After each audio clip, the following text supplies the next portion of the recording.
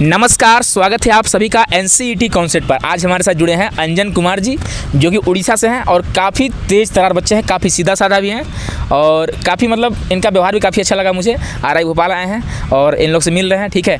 तो अंजन कुमार जी, आप सभी का सीनियर रहेंगे। जब आप अगले साल सिलेक्शन लोगे आप लोग 2026 में, ये ऑलरेडी सिलेक्टेड हैं, तो आप सभी को आप कुछ बच्चों को बोलना चाहेंगे, कुछ बच्चों को सजेशन देना चाहेंगे। आपको पता होगा कि 17 अप्रैल को एग्ज़ाम है और आप टॉपर भी रह चुके हैं। आपका स्कोर कितना था? मेरा सर स्कोर अगर देखा जाए, मैं उसको स्कोर मानता नहीं हूँ। जो 7 सब्जेक्ट का परसेंटेज जो था ना, जो एंड में आया था जो, उसको मैं मानता हूँ। उसमें मेरा 476 था। अच्छा। जो कि हमारा नॉर्मलाइज स्कोर था। मेरा विदाउट नॉर्मलाइजेशन जो स्कोर था वो था 495। अच्छा। और जिसको रो स्कोर बोला जाता है। और परसेंटाइल एक मिला था जो एनटीए की तरफ से, वो था 99.83। और आरआई के मेरिट लिस्ट जब आता है तो उसमें सब्जेक्ट परसेंटाइल और प्लस जो एनटीए का परसेंटाइल ऐड हो जाता है, तो उसमें मेरा हाईएस्ट था पूरा इंडिया भर में जितने भी बच्चे दिए थे।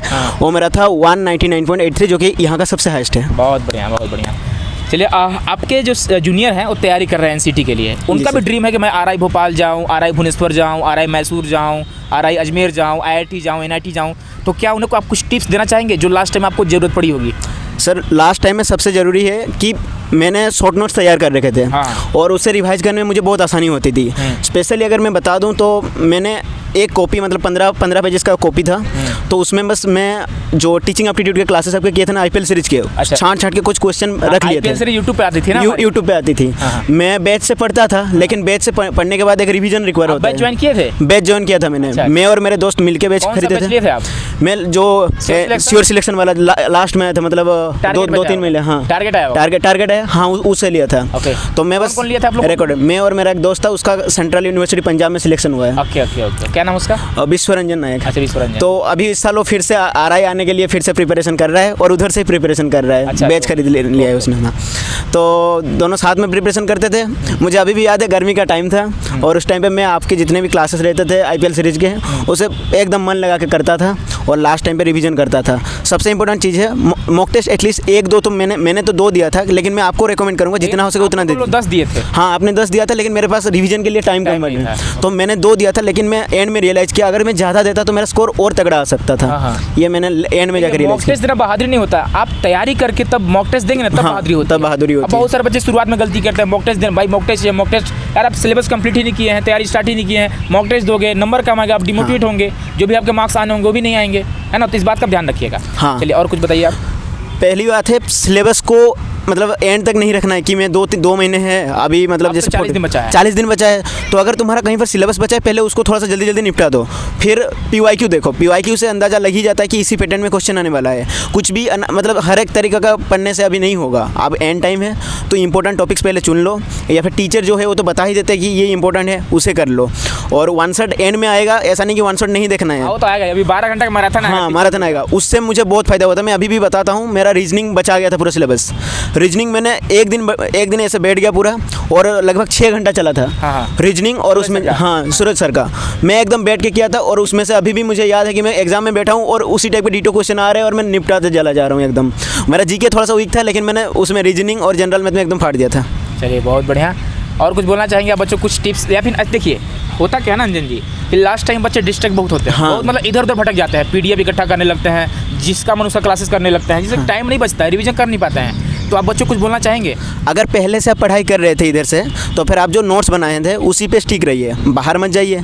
अगर आपने नहीं किया था तो फिर अभी 1 शॉट जो आएगा, या फिर अभी 40 दिन जैसे बच्चे हैं उसमें थोड़ा करके आपको गागर में सागर सीरीज आने वाली, गागर में सागर सीरीज जैसे आने वाले हैं, तो वहाँ से आप पढ़ाई कीजिए। वहाँ से क्या होगा, आपको देखिए इतने सारे कंटेंट पढ़ने से कुछ नहीं होगा। लिमिटेड कंटेंट उसको बार करना होता है, एटलीस्ट 2-3 बार रिवीजन करना होता है, तभी सिलेक्शन होता है। और आपको पता है क्रैश कोर्स भी आया है? हाँ, क्रैश कोर्स भी आया है। कब से डेट है पता है? नहीं सर, मतलब 8 मार्च से। हाँ, अभी रिसेंटली जो वीडियो हुआ था 1 दिन पहले, हाँ वहाँ पर, तो उस अनाउंसमेंट हुआ है वहाँ पर ज्वाइन कर लीजिए। और वहाँ से देखिए चीज़ें क्या होता है ना, अगर बच्चा कोशिश करे कि मैं सब पढ़ के चला जाऊँगा, वो नहीं पॉसिबल है, 40 दिन में नहीं होगा।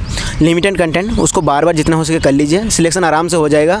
और मैंने क्या है, आप भी कर लोगे, इतना कंफर्मेशन आप एनसीटी कॉन्सेप्ट के किसी टीचर के बारे में कुछ बोलना चाहेंगे? मेरा फेवरेट आप ही है सर। मैं अभी तो बोलता हूँ ना, समर का टाइम था, मैं किसी के मतलब दूसरे टीचर के मैं मतलब क्लासेस करता था, लेकिन आपका बहुत ज़्यादा करता था। मैंने बैचेस से भी किया आपका, फिर उसके बाद मुझे ऐसा लगा कि नहीं, सर ने अगर लाया है कोई IPL सीरीज़ तो उससे कुछ ना कुछ फ़ायदा मुझे मिल ही जाएगा। तो मैं उसे IPL चल रहा था, IPL चल रहा था, तो IPL सीरीज मैं IPL नहीं देखता था, IPL सीरीज़ देखता था। और उस टाइम पे मुझे अभी भी याद है कि मैंने सभी जितने सोशल मीडिया ऐप वगैरह थे सब बंद कर लिया था।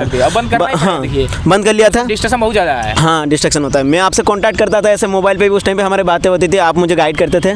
और जैसे आप इंस्टाग्राम पे हैं? अभी आ गया हूँ वैसे, लेकिन उस टाइम पे मैं पूरा एकदम गायब हो गया था। मैं इंस्टाग्राम पे। हाँ सर, आप थे। और मुझे अभी रिसेंटली मैं पोस्ट किया था उसमें, मतलब आपने रिप्लाई वगैरह किए थे। तो अच्छा जर्नी था। उस टाइम पे मेरा जो काउंसलिंग के टाइम पे बहुत ज़्यादा दिक्कत होती थी सर, मैं तो पूरा एकदम मेंटली डिस्टर्ब हो गया था। लेकिन आपने जो सपोर्ट किया था उस टाइम पे, जैसे हम लोगों को समझाया था कि नहीं, जो होगा एंड में सही होगा। और अभी मैं भी मानता हूँ सब सही हो गया है बहुत हद तक बातें।